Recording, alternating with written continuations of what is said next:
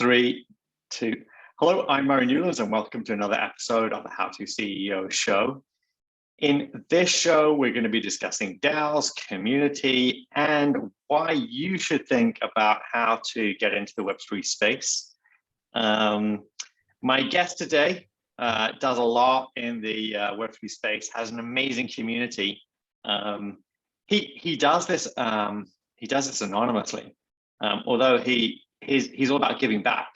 So I'm going to ask my guests, please introduce yourself and your community, and also explain why anonymous so far. Hi, so my name is The Watcher. I've been in the Web3 space for a few years now. I'm really passionate about educating people and helping people get started in the space because I got a lot of help when I got started in this space back in the day. And I feel like it's really important for adoption and also just to make the Web3 space even more awesome than it already is, to be very inclusive and to help people to get a foothold into the space. That's why I started my DAO, CenturiesDAO, last year, to kind of be a first spot for people to come in and to really dig deep and to learn and to ask all the questions that are on their head, because I feel like oftentimes they don't really get the room to do that. And it is very overwhelming getting into the space because there's just so much happening every single day. So I think it's really important to have these spaces for people where they feel safe and they can ask every question without feeling like it's a stupid question or anything like that, because we all know there's no stupid questions, right? I think that's an amazing mission and a great cause. And I've checked out the community. I'm part of the community, and if you're listening to this, watching this, I'd strongly recommend you go and join that community. So, what kinds of conversations and what things happen within that community? So what happens within the community is we're basically every single week we decide on 2 to 3 topics, and then we start discussing them.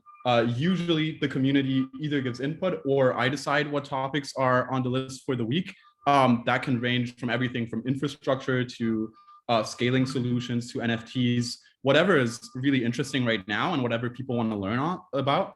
But we also have a lot of casual voice chats and discussions in the chat where people can just come in based on whatever they're interested in right now and ask questions and show what they're involved with. And generally, we have a lot of conversations about how people can get more involved in the space, no matter how much time they have, to really add value to the space.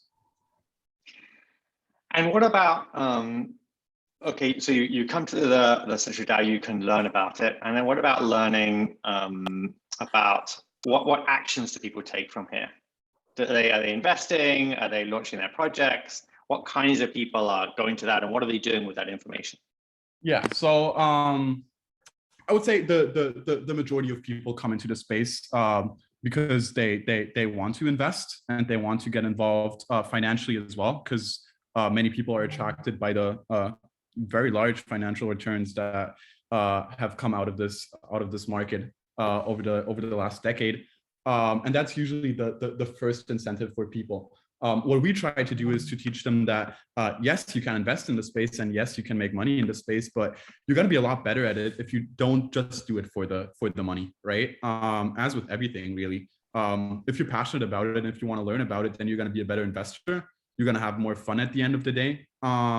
So what most people do is they might come in and they're just like, okay, what project should I invest in? Like, what is the space? And then we tell them, hey, you're not in a rush. We're still really early. Maybe take some time first. We have a great Notion that's incredibly comprehensive, that covers many topics. Get started there, and then come back and ask all the questions that are on your mind. And then afterwards, when you find a specific space that you're really passionate about in the larger Web3 space, then dig in there, and then we can start about maybe where you want to invest some of your money. So that's the first step. Then there's a second group that also comes in our DAO, and those are the builders, developers, usually coming from the Web2 space, trying to get a foothold in Web3. And they usually have different interests. They're rarely interested in the financial side of things. they're more interested in just building and coding and kind of like building fun side projects. And what we would do with them is we have a little dev guild in our DAO as well, and we provide them kind of with like resources about the tech stack and smaller projects that they can start out with depending on their kind of level of experience from their background. And we also have dedicated voice chats just for the technical people, where we dig a little deeper on the technical side of things. That's awesome. And what are some of the things that have come out of this? What are some of the projects that have been born within this community and you see developing? So I would say the most awesome thing I've seen is that so far we've gotten around, I would say, 10 people that started out with no coding experience at all, that were really interested in learning how to code. And we're also looking for switching jobs because they were unhappy in whatever they were doing. And 4 of them are now actually working for Web3 companies 6 months later, which is absolutely awesome. And all the other ones are not officially employed, but they're still working either in DAOs or other projects contributing there, or helping us build, because we're also building projects on the side. And I would say that's the most awesome thing that has come out of this so far. Next to the fact that there's many people who've come to me personally, but also to some of the other core contributors in the DAO and said that they started out knowing nothing, and they literally just came into the space and didn't know, and somehow managed to find us. And now they feel much more secure in the space, and they feel like they actually understand what's going on and see the bigger picture, and are really excited for the future of Web3 and how this is going to change our world. So those are the 2 big things I would say that I am most happy about that came out of this. That's fantastic.